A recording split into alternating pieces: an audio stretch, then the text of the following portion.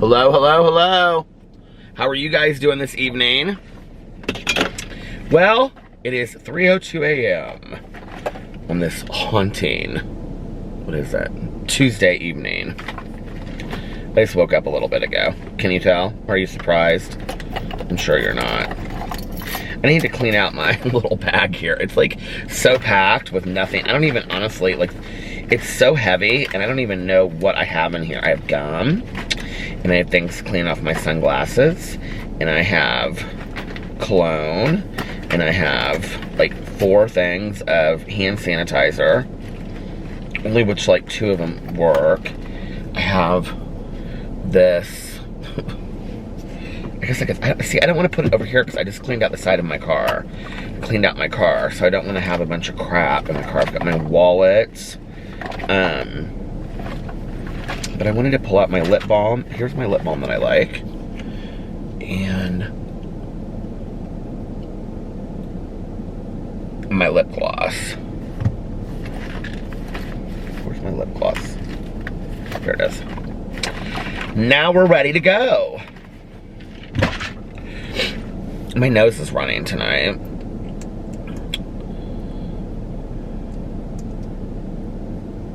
It was a little bit cooler today. And look at my hairdo. I'm getting my hair cut on Friday. I cannot wait. I kind of decided that I'm not going to, that lip gloss is horrible. It's so gloopy. I decided that I wasn't going to,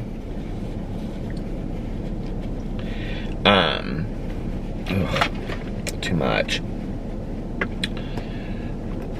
Trim my beard or do anything to my sideburns or whatever until I get my hair cut on Friday. I'm getting my hair cut on Friday, so I'm gonna do it either Friday when I get up or like trim my beard or Thursday night. So that then I look fresh and clean as of Friday afternoon. And I'm really, really excited about that. But there's like all these things, which I'm totally fine with. But, like I have to, like, have a mask, obviously. Can't come inside to get your hair cut if you don't have a mask. And then you have to stay in the parking lot, and then they call you when it's time for you to come inside. And then you come in, and like, you come in through a side door, and then you leave through the main door. If you want to tip, you have to bring your own cash. Like you can't get change for a 20 or anything like that. You have to just tip them, and they can take the cash, but like the front desk and other people can't take the cash.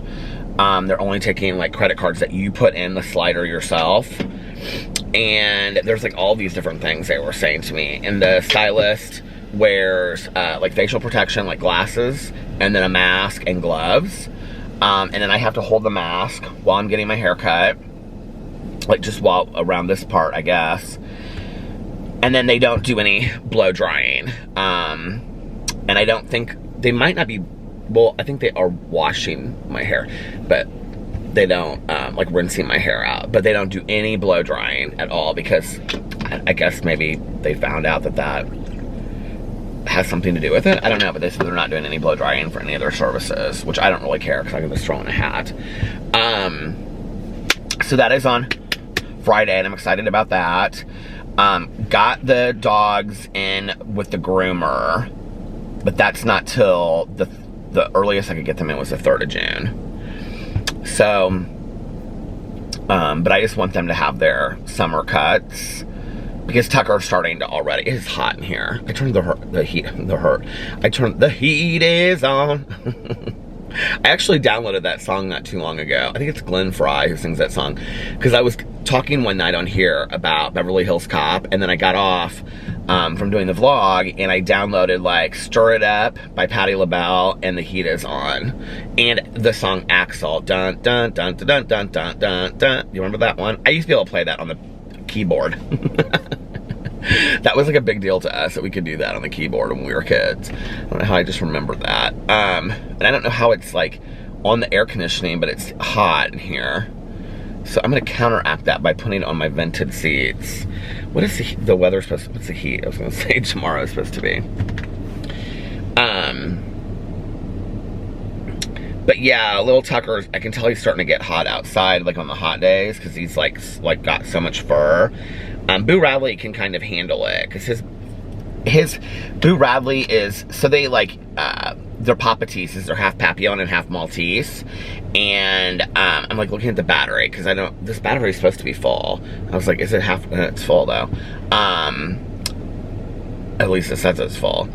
They're half Papillon and half Maltese. Their mother was a Papillon and their father was a Maltese, and Tucker is more Maltese looking, obviously, and Boo Radley is more Papillon. And so Boo Radley's hair is like, you know, it's like finer, you know, like kind of like this, like straight, and Tucker's is more like frizzy. And so Tucker's just gets bigger and bigger and bigger, whereas Boo Radley's kind of just goes back. He can kind of handle it, you know, and he doesn't seem like he's too hot. My iTunes right now is playing that Adore You song by Miley Cyrus. Isn't that what that song is called? Adorn. Oh no, it's playing Adorn. I love that song by Miguel.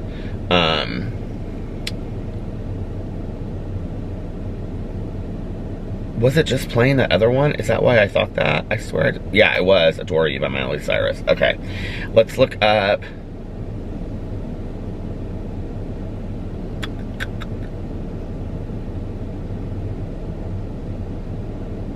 Why is this not pulling it up? Oh, daily. Why is it not pulling it up the way that I want? Oh, here it is. Okay. Wednesday, 60. Thursday, 65. But no rain, it says. 10 and 20%. Then Friday, 74. Then Saturday, 81. Then 85, 85, 81, 83, 79, 79, 75, 76, 77, 78. I hope it lasts. You know, it says that and then it starts getting chilly again. So I hope it lasts. Cheers. Fountain pops in the driveway. The book club is doing really, really well. Mel and I are having so much fun with it. We're at currently, I will tell you how many members we have. Oh, we just had somebody else ask to join here.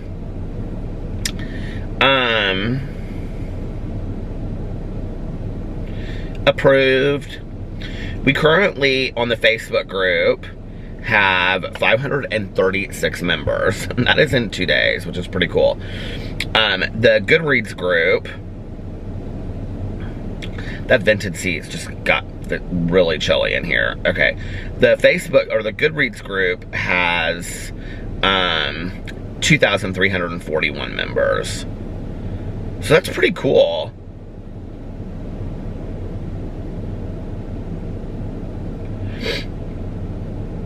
I keep on forgetting that I want to get this Riley Sager book. Oh, you know what? I think that my,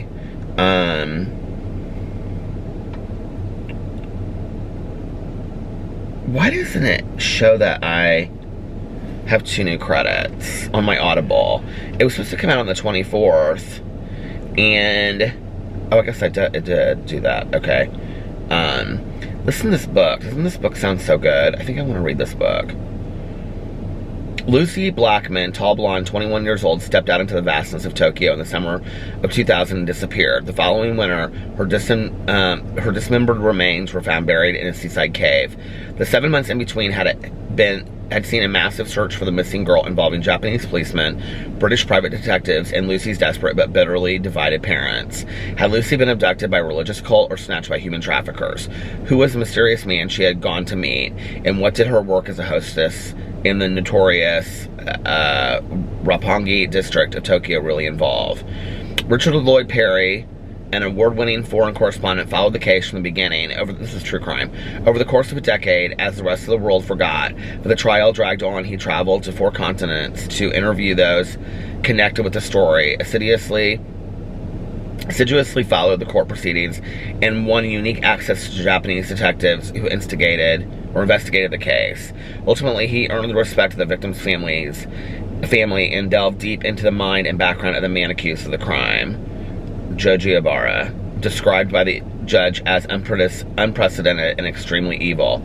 The result is a book of once thrilling and the book is a book at once thrilling and revelatory. Richard Lloyd Perry is the Asia editor and Tokyo bureau chief of the London Times and the author of In the Time of Madness. That sounds so good. I might get that. But what was I gonna say about Audible? I haven't picked my next book to read, you guys. I finished that book last night. I gave it, I think, 3 stars. It was okay. I've decided that I'm going to change my ratings of BookTube. I haven't talked about books on here for a while, so bear with me. I've decided that I'm going to change my ratings on Goodreads and all that kind of stuff, and that a 5 is going to be a book that just blows me away. That, like, I cannot stop talking about it. I love it so much. I would recommend it to everybody. But a 5 also has to have, like, that extra something, like a meaning to it. Like, it has to have, like, a really deep meaning to it. Like, something that, it isn't just, like, the greatest book I've ever read. Although, I would reserve some for, like, the greatest book that I ever read. But, like, The Seven Husbands of Evelyn Hugo would be like a 5 because the story was fantastic. The characters were fantastic. I couldn't stop talking about it. I couldn't put it down, but it also had like there was a purpose to the book. Does that make sense? So that would be a 5. A book that I really, really liked and I thought was a great book, or, you know, that I thought was just a really exciting or good read, I would give it a 4. A book that is pretty good and, you know, listened to it and was excited about it. Maybe it wasn't fully realized, but I still enjoyed it. A 3. A 2 would be a book that I feel like, a 2 would be a book that I felt like it was boring, but I got through it. I didn't, you know, whatever.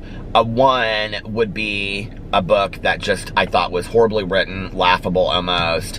The story wasn't developed. It just was really poor in its effort.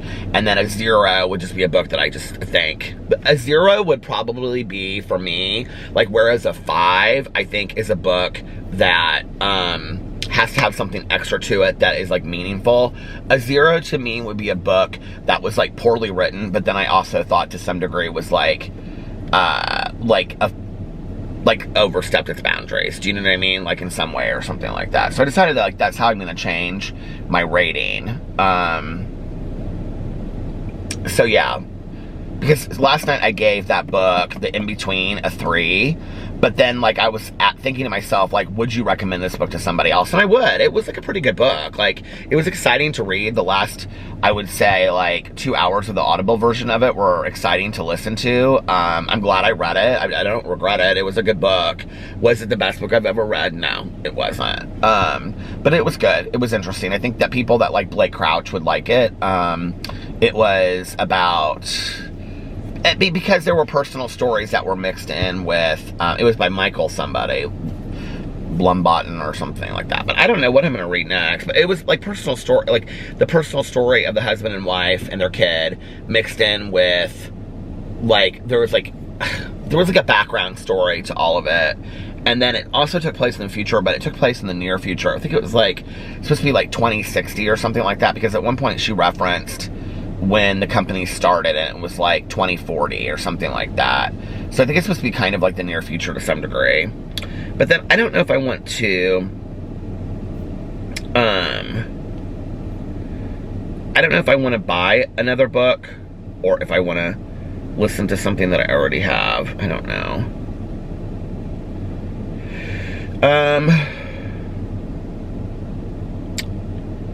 We'll see.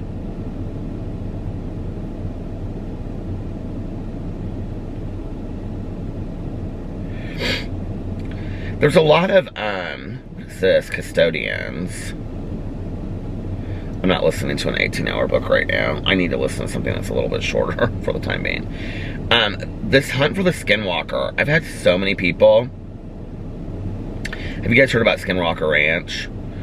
For more than 50 years, bizarre events of a remote Utah ranch have ranged from the perplexing to the wholly terrifying. Vanishing and mutilated cattle, huge other worldly creatures, invisible objects emitting magnetic fields, and more. For the family living at Skinwalker Ranch, life under siege, and no one had been able to explain the horrors that surrounded them. But maybe science could. Leading a first-class team of research scientists, Colm Kelleher spent hundreds of days and nights on the Skinwalker Ranch property and experienced firsthand many of its haunting mysteries. With investigative reporter George Knapp, the only journalist allowed to witness and document the team's work, Kelleher chronicled the spectacular happenings the team observed personally and the theories of modern physics beyond the phenomenon. Far from the coldly detached findings one might expect, their conclusions are a clarion call to expand our vision far beyond what we know. I'm getting that. I think I might listen to that next.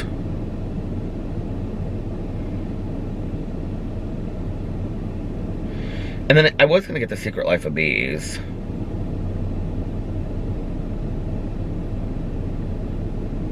But I'm going to get that it's called People Who Eat Darkness. How about that Japanese one instead?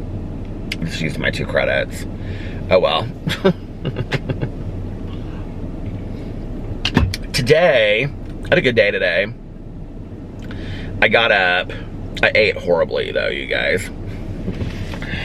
Are you ready? I had Burger King tonight. Well, so did my husband. Let me tell you what. So he's like, because we've been talking about like eating healthier and stuff. So he came home and he was talking on the phone and I was like, I'm gonna go get something to eat. Do you want something? He goes, no, I'm just gonna eat something here. And I go, okay. And he goes, I'm really trying to eat healthier. I was like, all right. So I said, so you're sure you don't want anything? Oh, well, this is what happened. So I got up today and I went and got my Starbucks, and then I kind of like drove a little bit and hung out and talked on the phone, and then I came home and I made videos on my channels again, and except for my booktube video, it's like it gets late, and then I'm just kind of like, and then Alex is on his way home, and like that's the last video, and so I'm kind of like, I just put the stuff away, you know. I'm trying to have everything done by the time that he comes home. Excuse me. So anyway, so that he can just kind of like enjoy the evening. I got up a little bit earlier today, actually. So anyway, by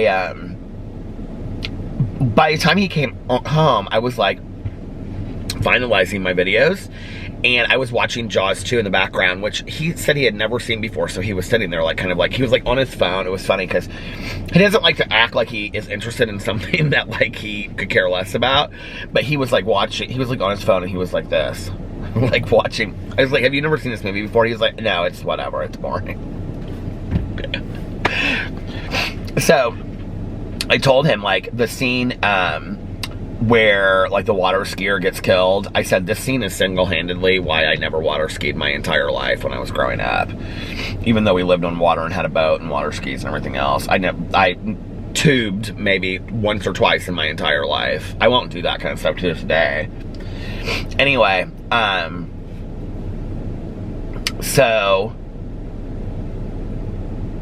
oh, then I went and I was like, I'm gonna get Burger King, do you want anything? And he was like, no. He was like, I'm trying to eat healthy.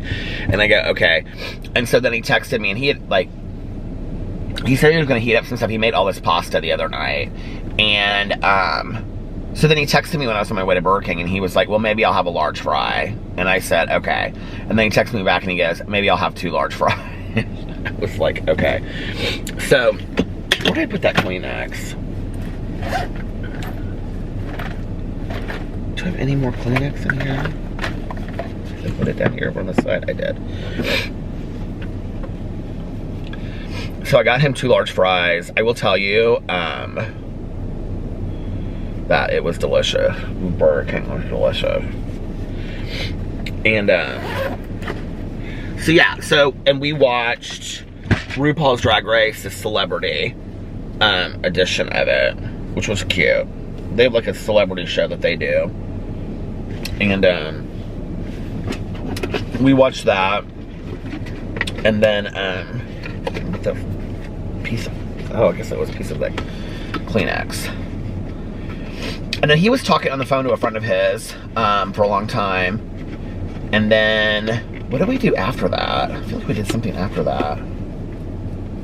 I tried to get a hold of Tanya, but she was asleep. Because she texted me at like midnight. She texted me at like 11:59. It was like right before midnight.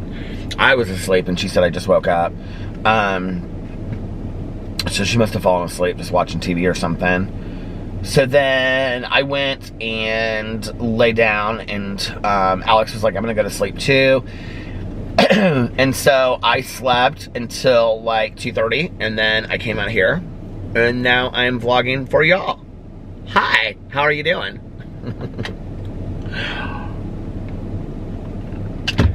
I keep on saying that I'm not gonna vlog for a really long time, and then I end up vlogging for like an hour and a half or an hour and 45 minutes. So I am going to try to keep it a little bit shorter tonight. Maybe. Who knows? I don't know why I even say that. It doesn't matter. Let's go in here and read a couple comments before I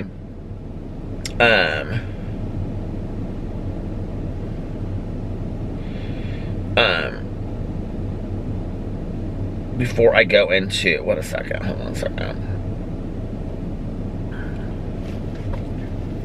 You guys, I have my stations on my radio. Like, I talked about this the other day, but like 50s, 60s, 70s, 80s, 90s, and rock. I have to tell you, I've been listening to the 50s and the 70s and the 80s like a lot.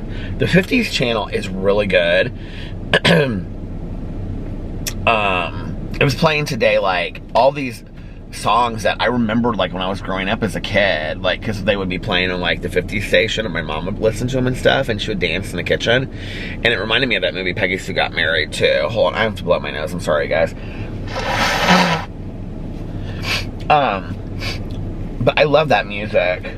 Anyway, and then I listen to the 70s channel. On the 60s channel it is, I don't know that song, Tommy Boyce, don't know it.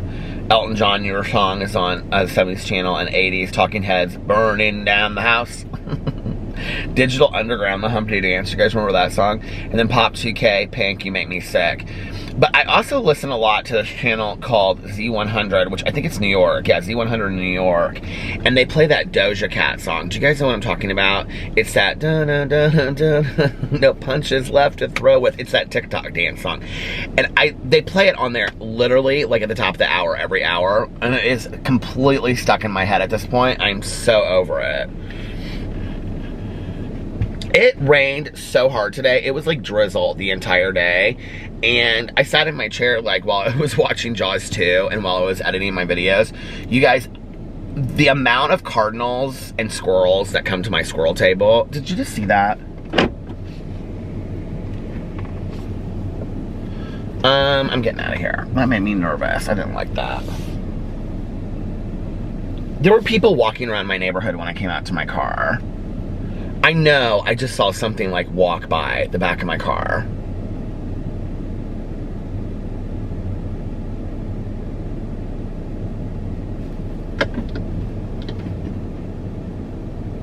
I swear to God I saw it just like walk back behind the back of my car.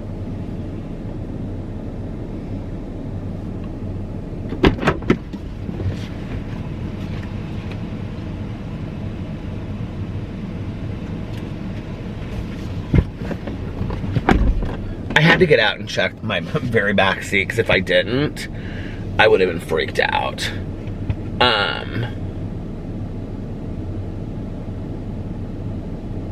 There were like people walking in my neighborhood.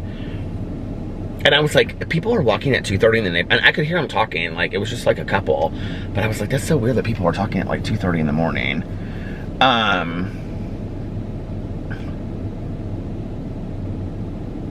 don't like that. That freaked me out. Maybe it was like the tree blowing or something behind me.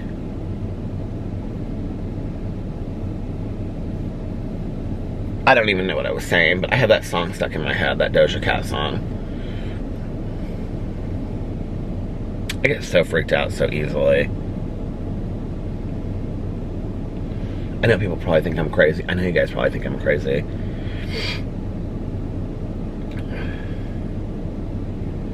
Let me go in here to my vlog. I'm like watching now. What was I saying? I was talking about how it was, oh you guys, it was like drizzling so hard today. It was just like raining and raining. It was like just constantly came down. And the squirrels and the birds just kept on flying up to the to the, what do you call it? The picnic table. It made me so happy.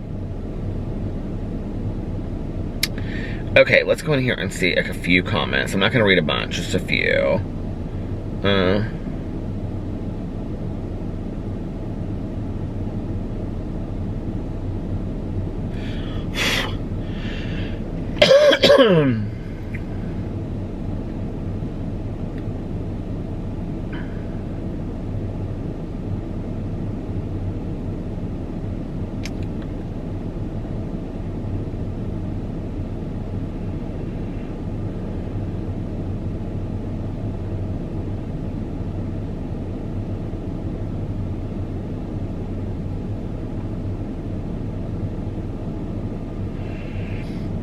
Okay, Cole said, quotations, I never thought I would have this someday, end quote, when I was referencing like being able to like have a husband and shared families and a house to live in and things like that as a gay man.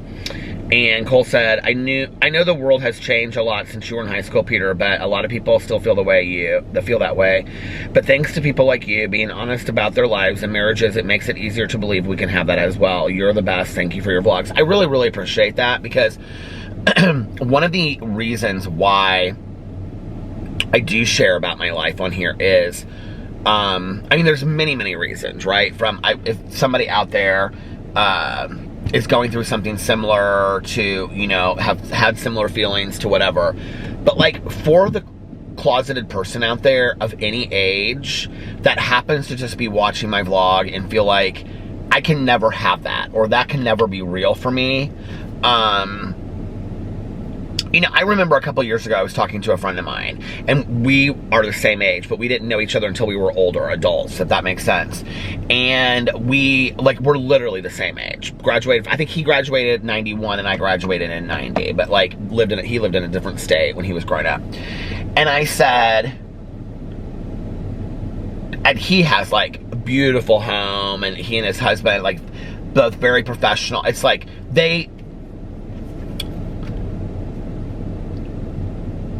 like for me, like, okay, when I was talking about like the fostering of the kids and things like that, I mean, to see that gay couples are doing that and are being accepted about that and are being applauded for that, like, is amazing, right? Like that, there's parts of the community, parts of the world community that are no longer looking down on that, and that we're able to live, like, we hate the word normal. I hate the word normal, you know?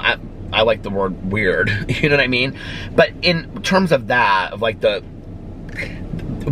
analogy of the white picket fence, right? Like, I do think that many of us yearn, and I think I do, for the white picket fence, you know, of just the being able to have a home with my husband and be able to go grocery shopping and out to dinner and whatever.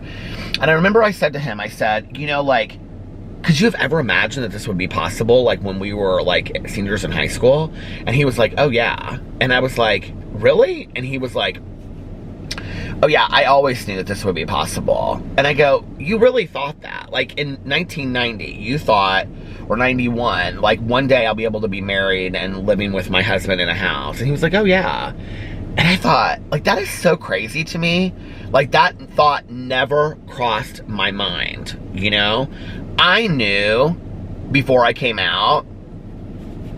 I will say this too, like, I had a very well thought out plan of coming out, but the timing of, like, I don't remember being in high school, like even the last week of high school, and thinking to myself, a month from now I'm going to be coming out.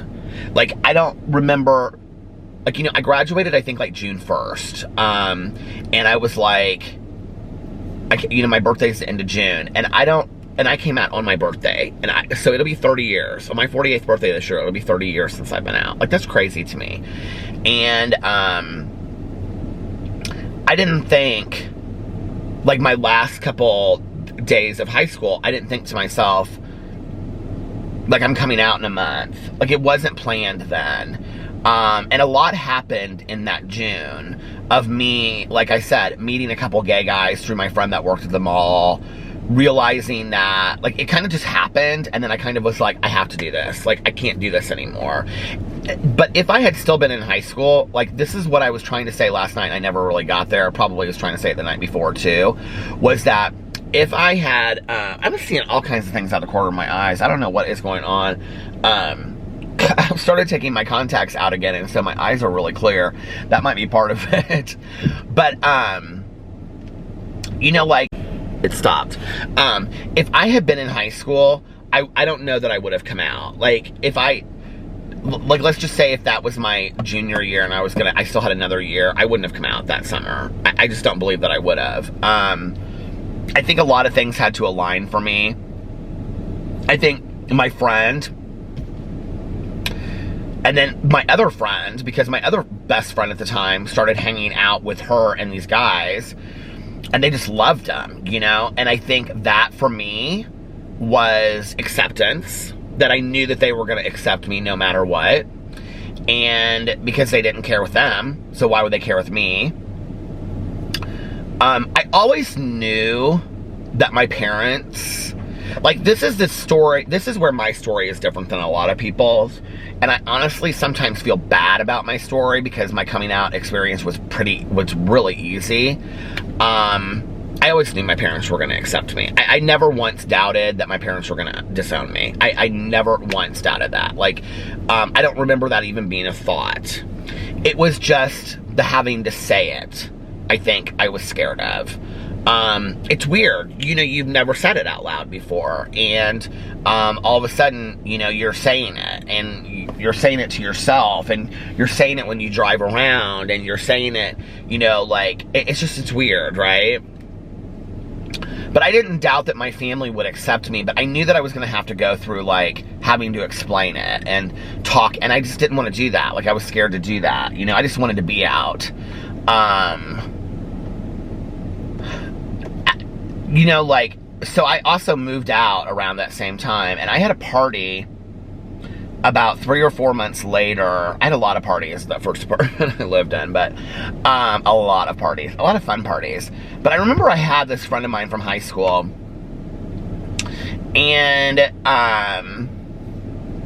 she was so funny. I remember she came and she said, like, she was real excited about coming to my party, but she was like, now, if I see any people kissing, if I see guys kissing or girls kissing together, she's like, I'm gonna let them know I don't like that.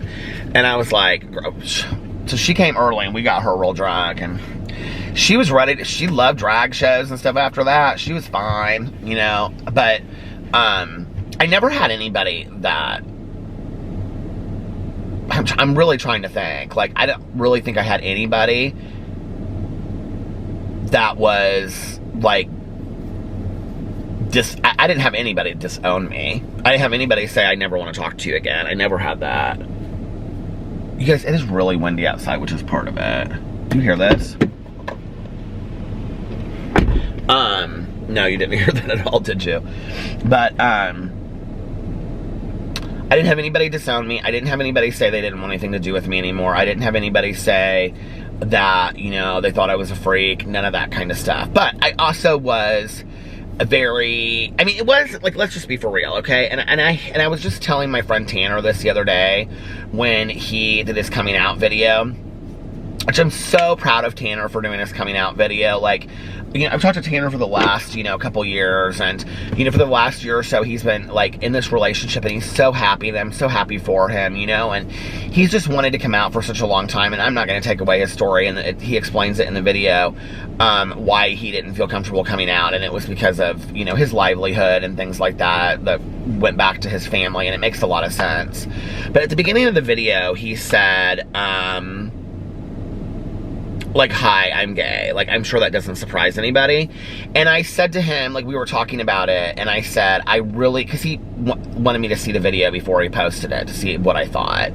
And,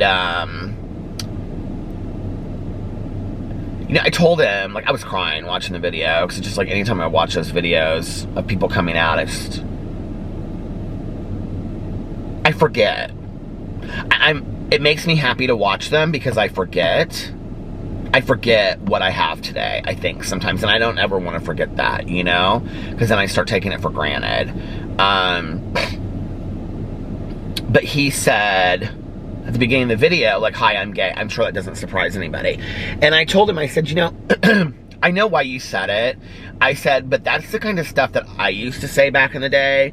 Oh, because my voice sounds effeminate, or because I move effeminately, or whatever. All that stuff that's based on stereotypes. But I don't like that. Like, you know, at 40, I said it because I thought it was what everybody was saying. You know, at 35, I was like making fun of myself first. At 30, I don't know that I was comfortable to even say that. But I mean, I still joke and say that, like, in videos and stuff sometimes. Like, I'm sure nobody's surprised. It's no kitchen secret, stuff like that, right? But, like, there are effeminate heterosexual men out there, you know? I don't like that I say that, and I don't, like, it hurt me for Tanner seeing that, like, that's what we're reduced to, right? Is our effeminate qualities, or that we're less than because we're effeminate men, right? Which is such BS in this world, you know? Like, if it's like saying that if you're a masculine woman, then you have less of an ability to be sympathetic and empathetic or emotional, which is crap, right? Or less sensitive. It's just, you know, and I think it's more about, like, I mean, I really think, like, if you go back to why, like my voice is effeminate to some degree, or, you know, like, I sound a certain way. Like, people are always like, you sound like a valley girl, a 16-year-old high school, you know, why I sound that way, or why I move certain ways, or whatever. I really think it has nothing to do with me being gay. I think it has to do with who my role models are. Now, if my role models are a certain way because of me being gay, maybe, that could be, but, like, my role models all growing up were all women. And, you know, like, my cousin Caroline, we sound very, very similar. And Caroline was always a role model of mine growing up. Like, the intonations of our speaking is very similar. Like, you would think, like, we spent all of our time together. So, I don't know if I just, like, looked up to her. And, like, our laugh is even... So people say to me all the time, like, you laugh just like your cousin. Like, I don't know if I looked up to her so much that I, like, modeled that after her. I don't know. But I always loved, like, the women comedians, women movie stars, whatever. You know, when I was in high school, I loved. You know, talk about people helping us come out. I didn't even know at the time that she was a lesbian. I think she identifies as a lesbian today. But Sandra Bernhardt single-handedly helped me really come out, because I had watched all these interviews on David Letterman. I became an uber fan. I became a super fan. I remember she had this one woman show that she did in New York City called Without You, I'm Nothing. I had the tape cassette that I swear to God I played 10 million times, and if I had it right now, I could probably do every single word for you, word for word, lip syncing it, because I loved it so much.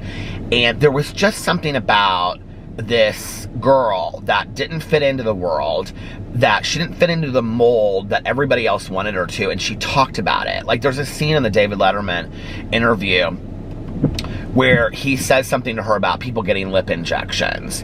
And she's, you know, Sandra Bernhardt's got really big lips, and she's got, like, a space between her teeth and stuff. I always thought she was so sexy. I was like, she is so sexy. And I just loved her. Like, this one scene, she comes out there and she's got, like, this black skirt and this black jacket on, and her hair's kind of, like, curly and down. If you've never seen it, look up David Letterman and Sandra Bernhardt. She goes by Sandra Bernhardt, but anyway, but I always call her Sandra Bernhardt. But anyway, look up the David Letterman, Sandra Bernhardt, and it's when she's got a black jacket on, okay? It's my favorite interview of hers to life. The second favorite one of hers, she was on David Letterman like 8 times. My second favorite David Letterman ever is when Madonna comes on with her, and they're both in, like, white t-shirts and blue shorts, so they look like twins, and they're getting ready to go to the gay bars. But she says in that, I used to have that whole interview memorized. I had it, like, recorded on this VCR tape, which is probably in my basement somewhere.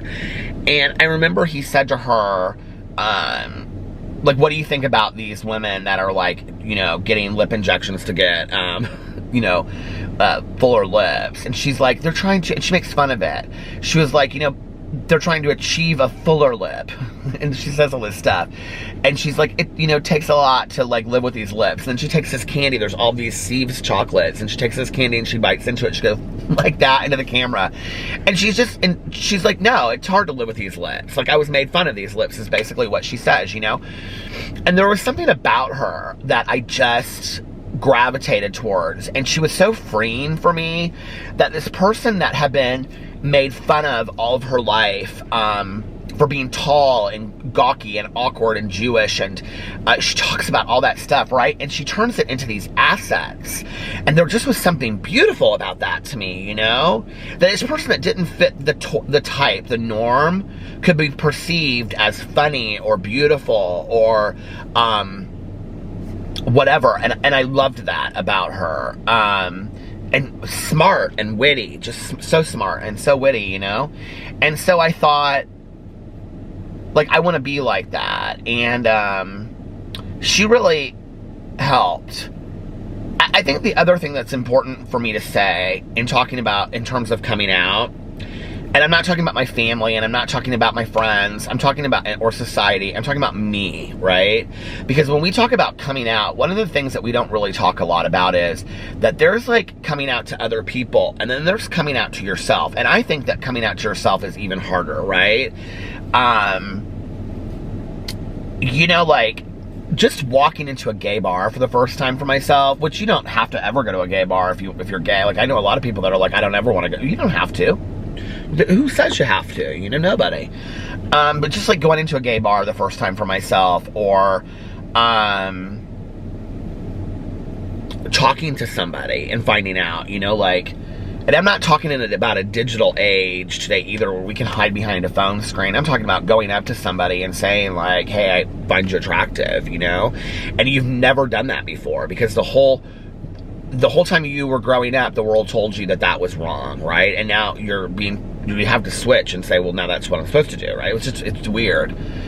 But drinking really, really helped with that. Drinking and drugs, I think, really helped with that. Well, really, drinking did. Because, you know, I could drink, and then what I thought, or how my fear went away. And I think that's why at that time, my drinking, like, greatly, and my drug use too, greatly escalated. Well, the drug use was always there, but like, it really became more serious, like, towards the very end of my, like, the last 2 years of my using. Like, it was really hardcore then. But that part of my life was really heavy into drinking. I had my own apartment. I could party whenever I wanted. My friends were most of them over 21, so they were buying me alcohol. I had a fake ID, so I could buy alcohol myself. I mean, I had a fake ID with my picture on it. Not proud of it.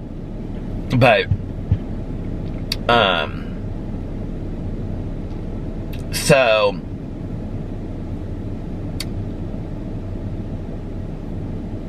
I don't know.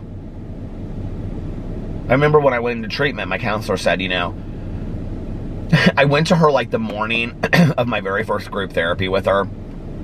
She's a friend of mine today, and she's so funny, and I love her. I wouldn't be here if it wasn't for her. She was so hard on me. She said things to me that nobody was willing to say that I needed to hear.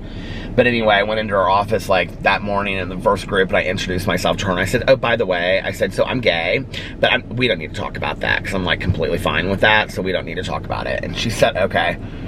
And she actually was like 3 years older than me at the time, because I was 22, so she was probably like,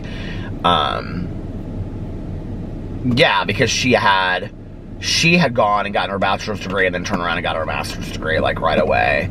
So she graduated from college when she was like 22, and then 2 years for her master's. She would have been like 25. She was just a couple years older than me. She's like, I think she's like 4 years older than me, maybe 3 or 4 years. But anyway, so we went to group, you know, and I'm in there with like all these real rough guys.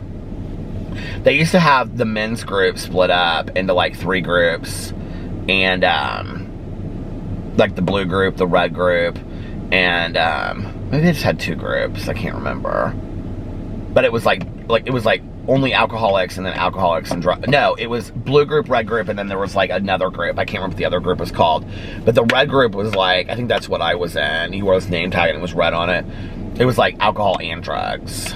And then there was like drugs only and alcohol only. I don't know why they did it that way, but they did back then. So anyway, my windshield, since I'm sitting here like with the heat on, is like going up and then like going down. It's so weird as saying. It's like fogs and then it unfogs, and it gets real clear and then it like fogs up again. It's really, I don't know if it's like getting warm, getting cold, whatever. But then she went to group that first day, and she introduced me, and she said, this is Peter, and he's new to our group, and he's gay, but he doesn't want anybody to know about it because he doesn't think that we need to talk about that. I was so pissed. I was so pissed.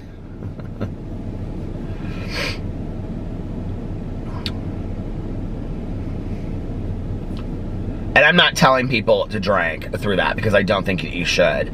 I wish that I had gotten through all of that without drinking, you know? I mean, I wasn't drunk like when I came out to people and stuff like that, but like, just, I think my emotional inebriation of, you know, or I was inebriating my emotions through all that. And, you know, like, I don't know. I just think, like, the drinking just made it a lot easier for me. And I wasn't as scared.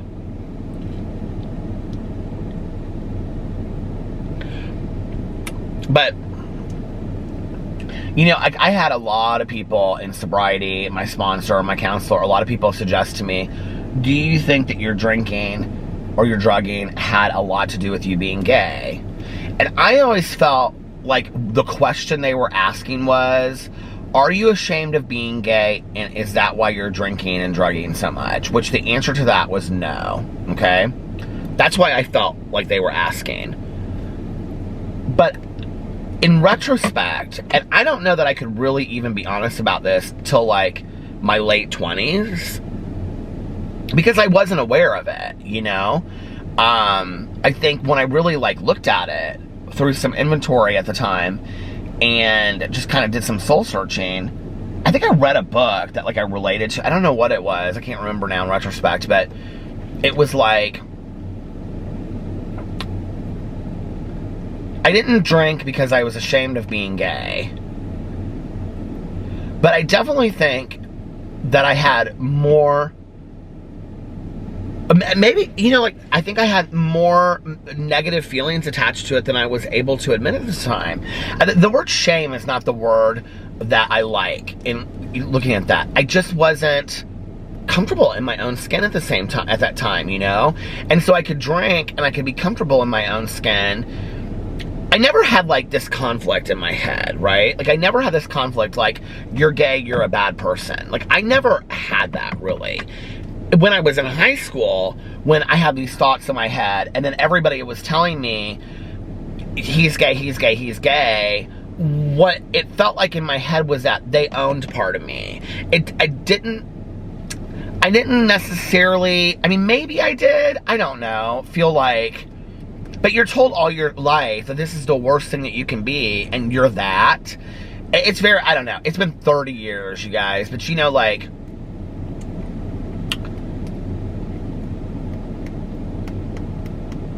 I just know that my drinking really helped my coming out. And whether that's about shame, or whether that was about lack of being able to accept myself for being gay, or whether I felt like other people owned part of my story, because that was a huge issue for me, was that when I came out, I felt like all these people had been saying it for years and years and years, and it wasn't my story to tell. And it was like theirs, like they had owned part of my story, you know?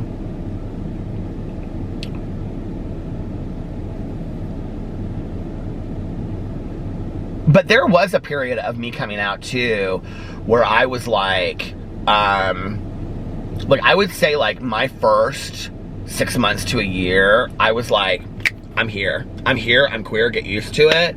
Girl, you better watch out. I mean, me and my friends and stuff were all like that, right?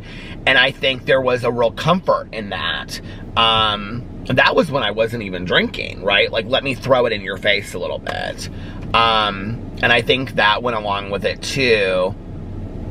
I was always very, because of what my mother said to me about society not being kind to gay people, I was always very safe with that. So it was only kind of like with my friends, but like with my friends or in a bar, like I was like that.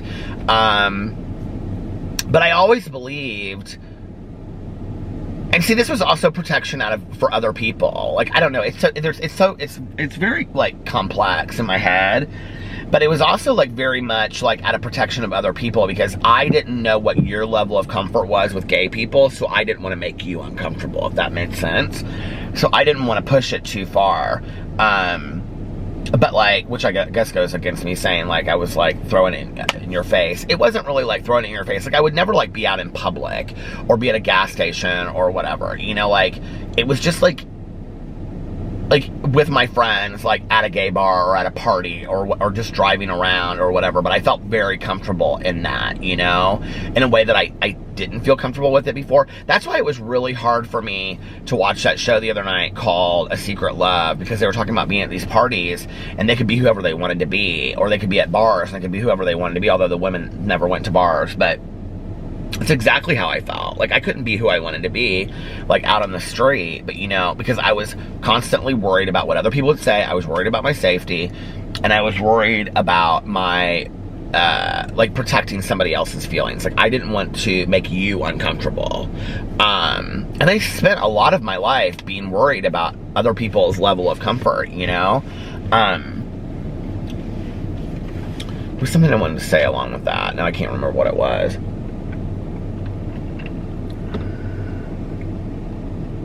I don't know. This is my third night talking about it. But thank you, Cole, for that. I appreciate it.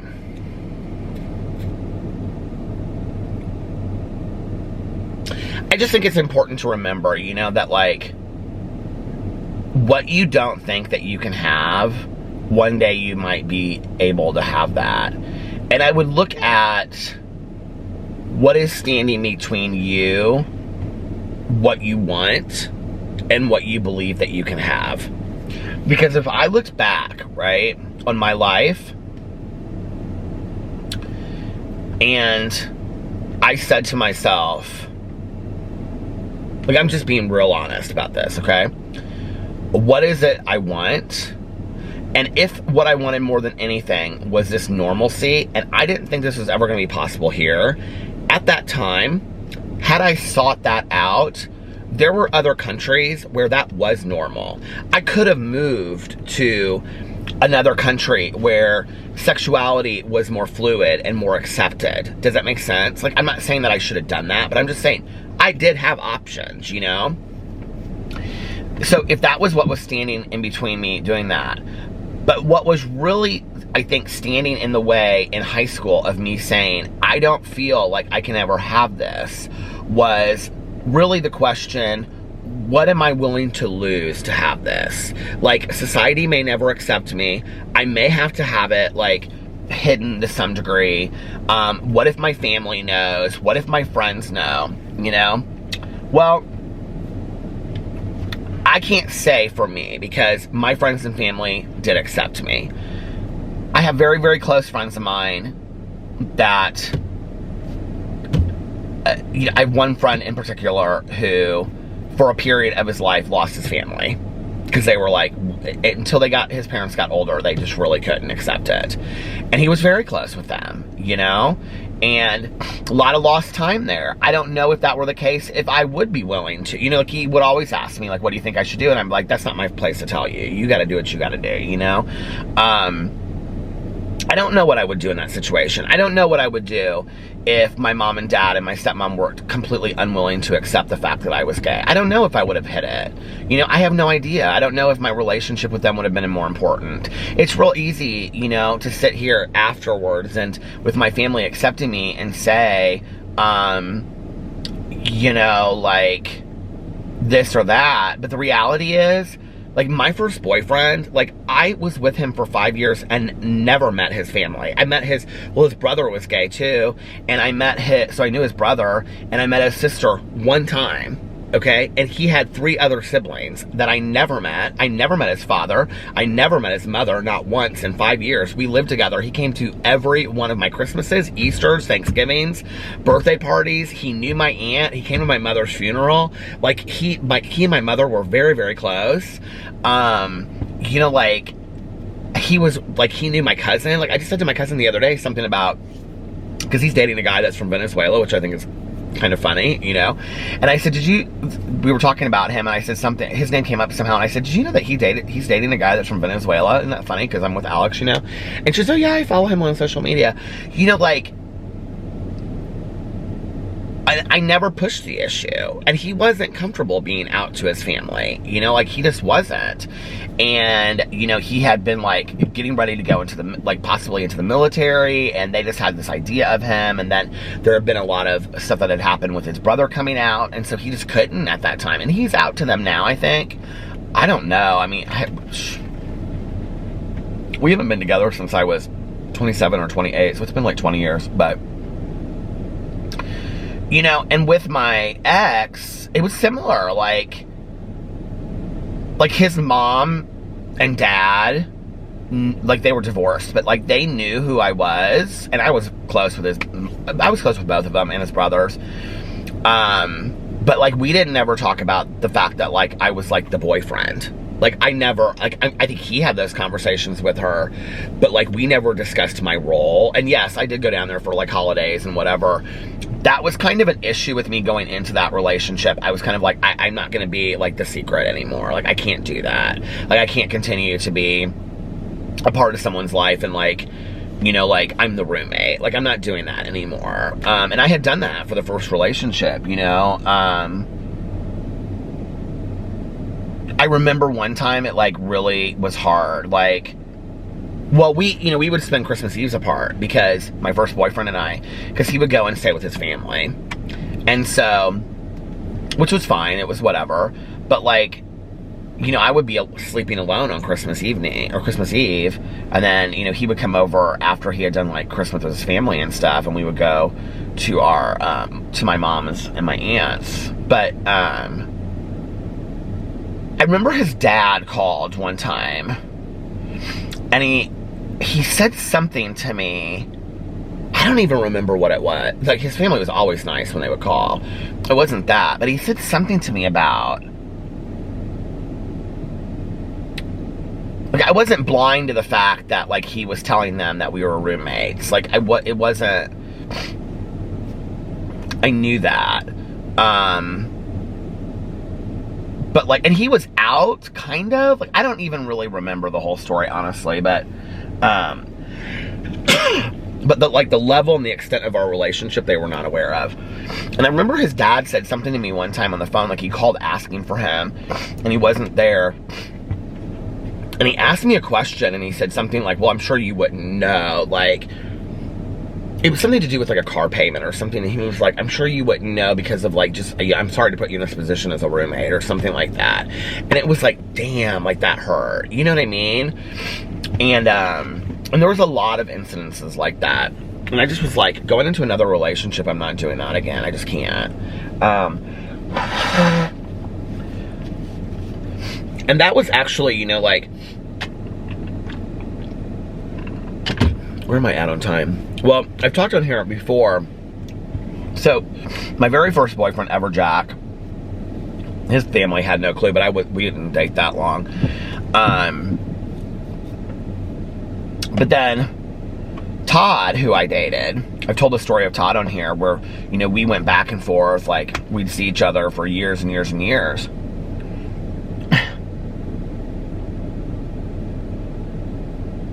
I mean, to talk about how this stuff still happens today, like, I remember, you know, I was 23 at the time,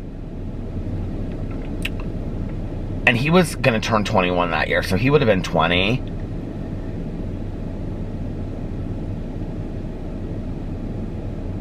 No, I was 22. I hadn't even turned 23 yet when we dated, because I would have turned 23 that following summer, or that following June, and that we dated in, like, April and May, beginning of June, because of the Carmel Fest.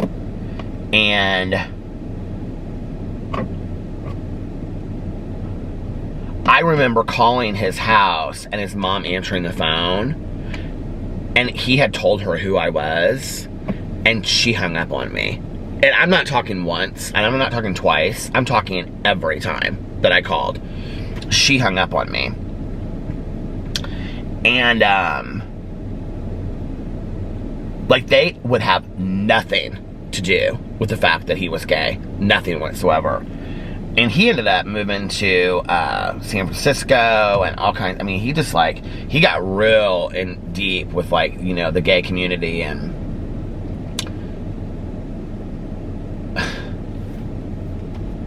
when he died, and I didn't find out till years later, there was no obituary, and they had no funeral for him.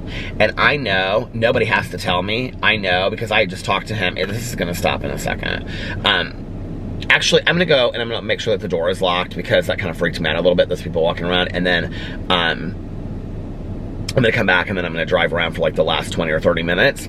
And then that way, yeah, we can, you know, because I like to do that every night. So I'm gonna do that and then come back and, do I have any more Coke in here? So I'm gonna go inside or I'm gonna go making sure that the door is locked, and I will be right back. Okay, I'm back. I went inside and Tucker started barking, and then, because I was like, I'm gonna run to the restroom really quick before I take off. So Tucker started barking, and then I noticed that the upstairs toilet was like running, and Alex fixed the thing on it. You know, like the cord, not the cord, but you know the thing inside, like when you flush the toilet. I really hate this lip gloss. Oh, I just got it all over my hand. Gross. Ugh.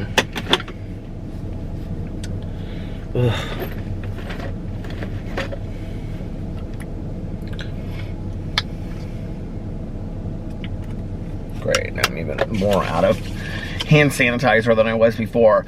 But he fixed it and he like made it really tight so that like it sometimes doesn't go down all the way, like the thing, you know? And so water can't cover it. So I had to like fix that. And I was like, okay, now I'm ready. So now I'm ready. Ready? Anyway, I was talking about, are you ready? Here we go. Here we go. I was talking about Todd. And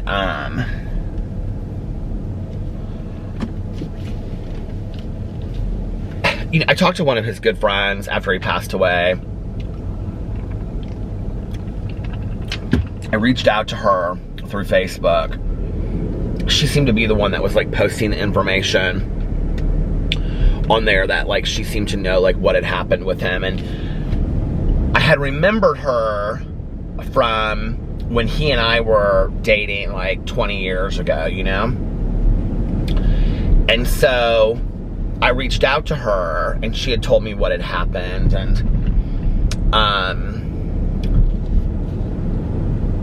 that his husband, I think it was his husband or boyfriend, but I'm pretty sure it was his husband, had died like 2 years before him. And then like the dog died. It was just really tragic. Like the end of Todd's life was really tragic, which just really breaks my heart. And she was like, yeah, they decided that they weren't gonna have a funeral. They didn't put an obituary out or anything. And I know, like he and I had talked. So the last time that I saw him was between my ex and I breaking up and Alex and I getting together. So it would have been the summer that my mom passed away. So it would have been 12 years ago. So it was like 7 years before that.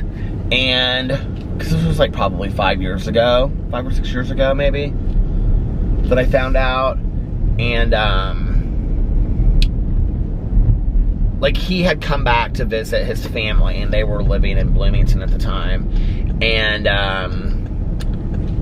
he told me that they weren't okay. They still weren't okay with him being gay. And he was a mess. And it just, like, that whole situation was very sad. But,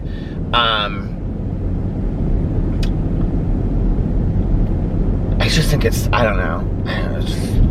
So I know that that exists today, you know? Like, his whole life was kind of just erased because his family couldn't accept the fact that he was gay. And you know what is so strange? I remember this is like, you know, from people that are hyper religious and stuff like that, I can kind of understand it. Like, I get it. You know, like, it doesn't align with your thinking. But, like, his parents weren't that way. Like, they were not super, super religious.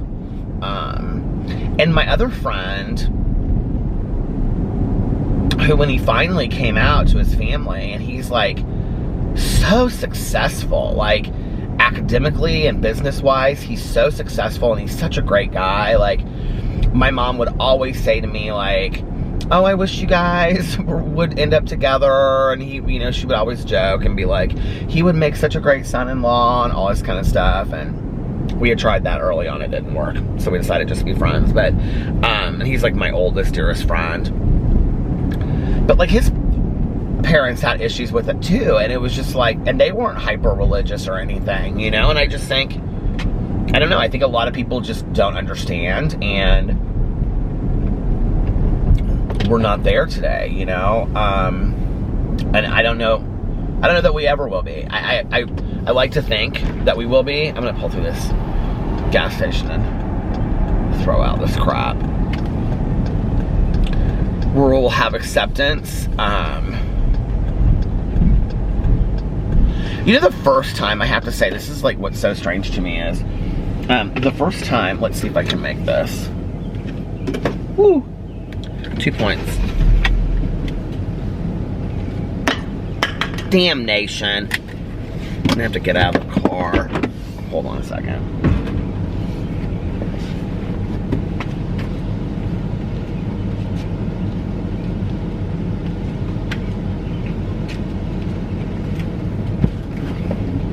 Like, I remember when we were getting married and planning it in Las Vegas, and our friend had, our friends, they're a straight couple, had gotten married in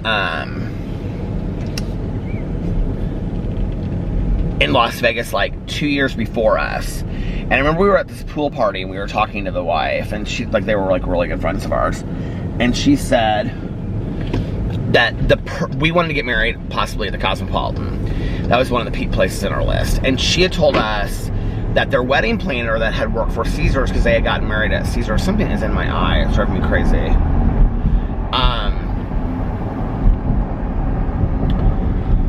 Something that the person that they had used for Caesars, now worked for the Cosmopolitan doing like wedding planning and things like that.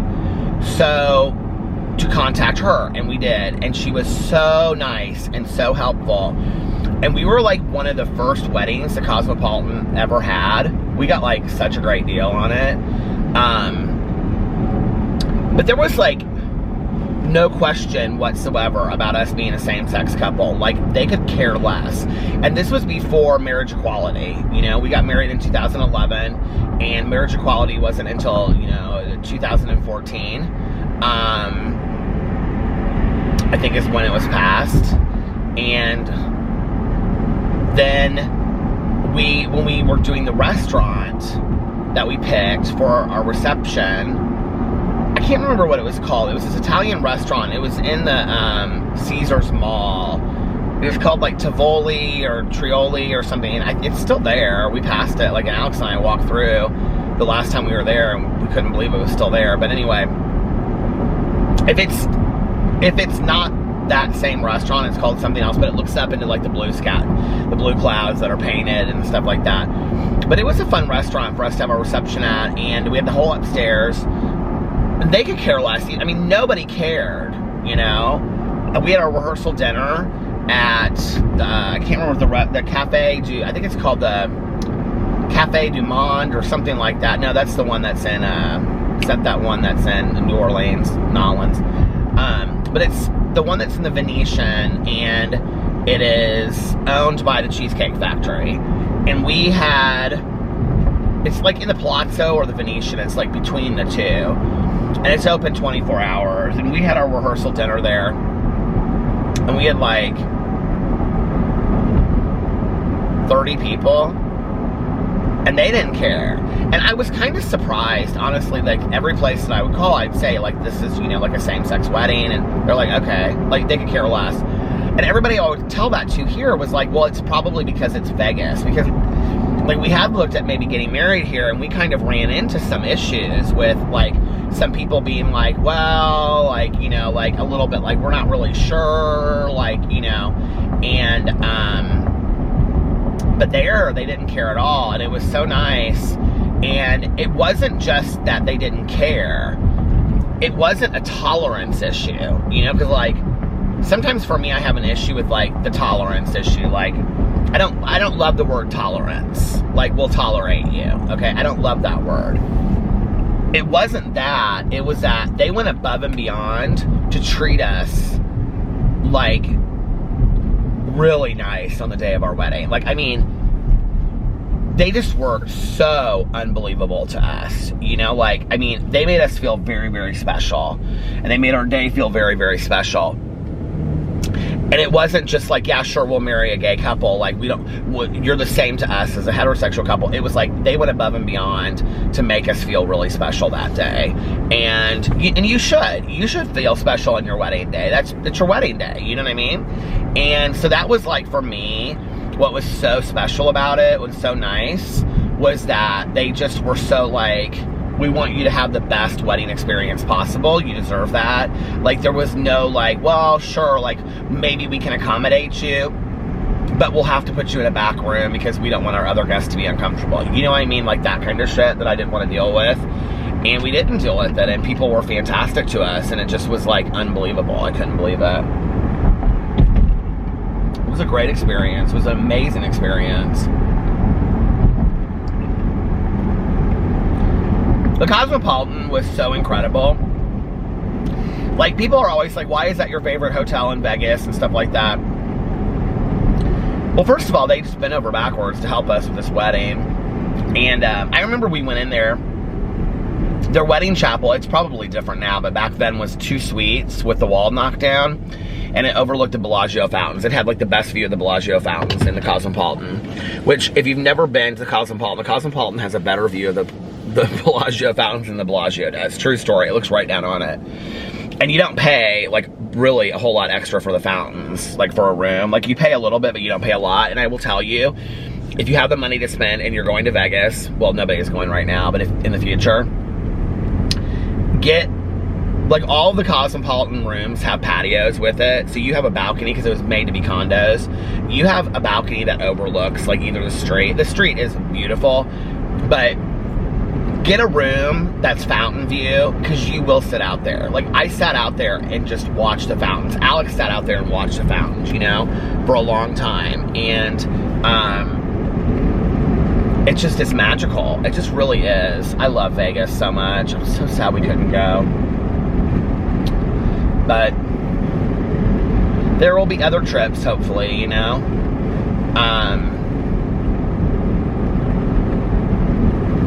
I mean, yeah, there will be. We'll go again.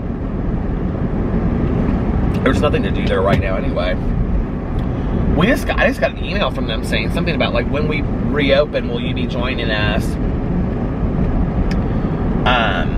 But I remember we went into the wedding chapel, and they were like, she was like, what kind of flowers do you want? And our suits were navy blue, kind of, like, they were these cotton suits. We got matching suits, and we had matching ties. We actually got our ties and our shirts from Target. Our suits we got from Macy's. We didn't go all out. And then we both wore black shoes, but not matching. And we wore no socks, because Alex and I hardly ever wear socks. And, well, he does now, but, like, for work and stuff, but in, like, with, you know, in the summer. And yeah, and then we both wore, like, the, what do you call it, not the boutonniere, but, like, the corsage. And she said, what do you want your flowers to look like? And I said, I don't really care as long as they're blue. And Alex was like, yeah, we just want, like, blue and white flowers. We wanted our whole theme of our wedding to be blue. We came in, and it was so fantastic, and it was included in what we paid. And we were looking at wedding venues in Las Vegas, and let me just tell you, like, a wedding venue in Las Vegas, like at Caesars or the Encore or Mandalay Bay or the Bellagio, is anywhere between like $3,000 and $6,000 or $7,000, and that's 30 minutes to an hour in a wedding chapel that looks like a wedding chapel in any other city. Okay, and then you get, like, afterwards you get, like, a reception there, but, like, you pay extra for each little thing. I mean, it is outrageous. Outrageous. I don't know if I've ever shared on here how much we paid for our wedding, but it was under $1,000, and that was for all of our pictures, and that was for we got one night in a one or two nights in a wraparound suite, and we paid for the rest of the extra nights at a discounted rate. They gave us a discounted rate and a block of rooms on discounted rate, so all of our friends got rooms. They paid like $99 a night for like really nice rooms, and like the Cosmopolitan had only been open for a year, so we got all of our pictures, we got the wedding service, we got the rooms for our, like an hour before to get ready, and Alex had his side and I had my side, and like I was in there with Caroline, and who else was in my room with me? My dad and Caroline, and Alex's, like, his whole family was in his side with them, and because I can remember my dad came in, he was so funny, and my dad's real sarcastic. And my dad, like, he read, and Alex's mom read. So my dad walked me down the aisle, and Alex's mom walked him down the aisle. And then each of them participated and read and talked at the wedding, gave a speech. My dad talked about the importance of both people putting 100% into the wedding at any given time, or marriage at any given time, that marriage wasn't easy. And his mom did this thing about that she had 3 boys, and when she had 3, I could get real emotional talking about this, but when she had 3 boys, each boy, when she had him, was another part of this building of this rope, and that she was building this family rope that would tie them together and get them through anything, and that when I came along, I became part of that rope, and it was just really powerful, and Fufu translated the whole thing, and Caroline, she lit this candle that represented my mom, and then we read the 3rd step prayer because I wanted there to be a spiritual aspect, which, you know, like Alex is not a spiritual person, so like our, like, vows and stuff were not spiritually oriented, but I wanted there to be a spiritual piece to our wedding. We wrote our own vows. Vowels. We wrote our own vows, and it was magical. It was fantastic, and our pictures are, I love them still to this day, probably because I was 80 pounds thinner, seriously. But no, that was just such a great day. And then, like, it was real important to me to do, like, all of these, like, wedding things, these traditional wedding things, because my mom was real into those when I was growing up. Like, you get married on the up. I don't know if you guys know some of these, but, like, you know, like, something borrowed, something blue, you know, that, like, so we did all those. I can't remember, something borrowed, something blue. So something borrowed, Caroline got those for me because she was my best woman. And something borrowed was my aunt's wedding band. Something blue was Caroline's garter, I think, from her wedding, which I kept in the pocket of my suit. I think I still have it in there, actually. I said something to her about it one time. She's like, I don't even care. And then something old, I can't remember what something old was, but something new. Like, Alex and I gave each other's groom's gifts every day leading up to our wedding. Oh my God, I had so much fun buying groom's gifts. I bought him a pair of Ray-Ban sunglasses. I bought him a Burberry wallet. I bought him a watch. I can't remember. Maybe it was a Burberry watch. He really liked Burberry at that time. It was really, we, like, bought each other really nice little gifts, and we gave each other a groom's gift every day from the day that we got to Las Vegas to the day we got married. So we got in Las Vegas on a Sunday, and so from Sunday to Thursday we gave each other a groom's gift every single day, and that was fun. Of course. So my something new was part of that. I can't remember. I think he gave me a watch.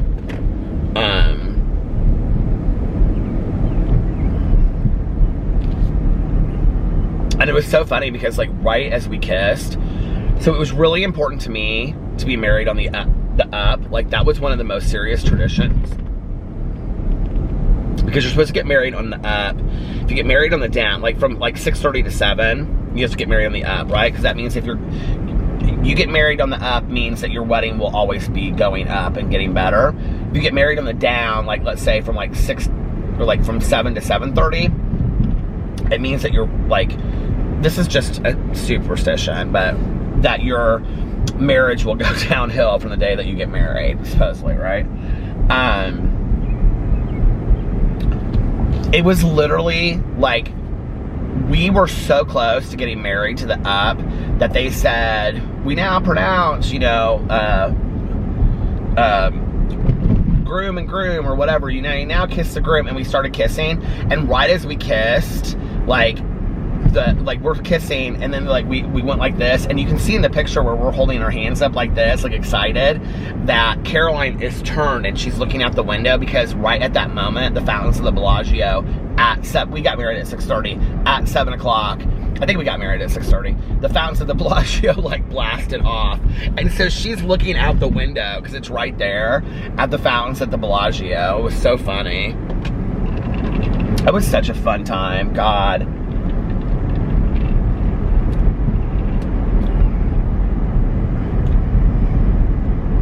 His friend that lives in Las Vegas, Alex has a friend from college that lives in Las Vegas, and we always do something with him when we're out there. He's so much fun, and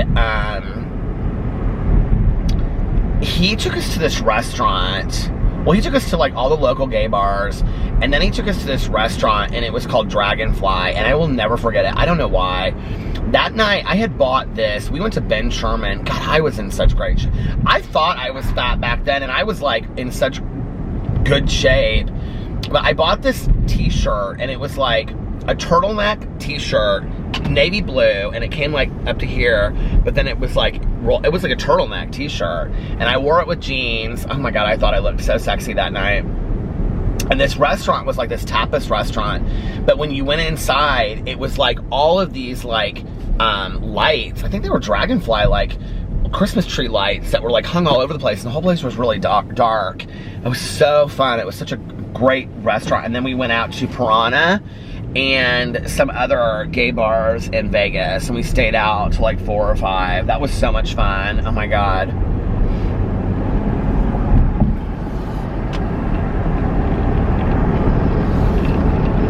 Such a fun time.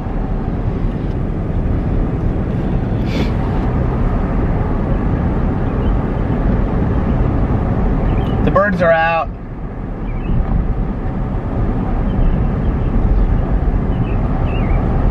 We were in Vegas for 11 days for our wedding, and the time, where am I at on time? And the time leading up to our wedding. You know, and people were like, God, how are you out there 11 days? Wasn't that so long? And I was like, oh my God, I could have been out there for 20. I mean, we, like, every day, we ate good. We ate so good. You know, we would get up and we would get something for breakfast, like room service or whatever, and we always just like, you know, it wasn't like overdoing it. We would get like yogurt and fruit and stuff and coffee and toast or whatever, or croissants, because Alex loves croissants. We would have like room service, you know. This was before and after the day that we got married, because we stayed until Tuesday, I think, after we got married. We got married on a Thursday, and all of our friends and family left like on Saturday. Well, we had one friend that stayed till Sunday, and then we stayed till Tuesday. But we didn't really see a whole lot of our friends and family afterwards. One couple we did, they got actually engaged the day after we got married in front of the Bellagio. Oh, and then that night we went out to dinner with them and another couple. We met this other couple from Indianapolis that we had met him like a couple times, but not her. And they took us to STK, the steakhouse. They took all of us because for our wedding, and then he's a really nice guy, and he took us out for our wedding, and then he took the other couple out because they had just gotten engaged, and we were actually in their wedding. The ones that got engaged, they were in Vegas for our wedding, and then they got engaged the day after. He had brought like a ring. We knew that they were getting engaged. He like brought a ring out and stuff, and he proposed to her in front of the Bellagio, fountains going off. They were like actually one of the last people that we saw before we got quarantined. We went out and had brunch with them right before that. I miss them. But anyway, yeah, that was such a fun trip. And we would just, you know, we would get up and we would, room service, and it was always like, you know, fruit and croissants, like a croissant basket or biscuits, and like a pot of coffee, and then an orange juice, and then we would sit there and we would take our time getting ready, and then we would like either walk around for like an hour, or we would like go out to the pool every day and lay out till about, you know, like, but you can't lay out in August sun in Vegas for 6 hours, you know? So we would lay out for like 2 or 3 hours, and then we would go upstairs and we would change our clothes, and then we would go shopping or walk around and just look at stuff. We actually did a lot of shopping on that trip. We bought another suitcase because we realized it was cheaper for us to pay. Like, it was cheaper for us to have another suitcase. It may not be the same today, but it was then. It was cheaper for us to have another suitcase than it was for us to pay for our suitcases to be overpacked, if that makes sense. So there is somebody out here running, jogging at 4:41 in the morning. That needs to be me. So anyway, we bought this suitcase. It's so ugly. We have it in our basement. It's this huge suitcase, and it says Las Vegas all over it, and it has like pictures of the hotel and stuff on it. And I remember when we were taking it out of the mall, we would like each one of us would like have to drag it for like 5 minutes, and then the other person, I'd be like, here, it's your turn now. Because we didn't want to have to drag it into the hotel. We were so embarrassed of this huge suitcase that said Las Vegas all over it. But we did a lot of shopping in that mall that's over by Planet Hollywood and in the Caesars Mall and stuff like that. We didn't buy a lot. I mean, so much was on sale that it was like everywhere we went, we found these outrageous sales. It was fun. It was fun. And then we would take a nap, and then we would get up and, we would, you know, take showers and go out to dinner in the evening, or go see a show or something. Although I don't remember us going to see tons and tons of shows. I think we saw maybe like 2 shows that whole week. It was funny because the other night we were watching RuPaul's Drag Race. Was it last, I don't know when it was, but anyway, I said something to Alex about, so now they have like the RuPaul Live in Las Vegas, and I said something about us going to see it, and he goes, you get to pick one show. We're going to one show in Las Vegas. Because last time we went to, I scheduled 3 shows, and it was way too much. It was like overkill of shows. Like by the second show even, because it was like every other night we were doing a show. I love shows in Las Vegas. But it was like every other night, I was like, I don't want to go to another show. Like, I don't have any desire to go to another show. But no shows are open right now anyway. Okay, it's 27. I'm at 27 and 15 seconds, so I'm gonna get off here now, see if I can get it done by the 30-minute mark. Anyway, are you guys ready? Thank you for listening to my wedding stories. That was so much fun. I'm ready to go back to Las Vegas now. Okay, let's move on. There's Planet Fitness, kind of like Planet Hollywood. That'll have to do it for me for right now. Squid. Okay, thank you guys so much for watching my vlog tonight. I hope you enjoyed it, and if you did, please give this video a big thumbs up, and put a blue heart in the comment section below, and please don't forget to put all kinds of colorful emojis for the essential workers out there and all of the frontline workers, doctors and nurses and stuff like that. It'll mean a lot to them if they can see all the colors. Well, I don't know if it'll mean a lot to them, but let's do it anyway, and then they can see all the colors in the comment section below. Please make sure that you're still subscribed to my channel if you were before, and if you weren't, then think about subscribing to my channel and all of my channels. If you want to join the book club, it's listed below. All you have to do is answer 2 questions and request to be part of the group, and we'll accept it. I can't think of one person we haven't accepted yet. So anyway, I hope you guys are having an amazing, what is tomorrow? Wednesday. I hope you're having an amazing Wednesday. Happy hump day. I hope you're having an amazing Wednesday unless you have other plans. But like I always say, don't have other plans. Make the most of your day. Do something fun. Do something that will make you happy and laugh. Watch something funny. Tell a joke. Call an old friend. I don't know. Start a new book like I'm going to do. Or something like that. Do something that will make yourself proud when you look back on it.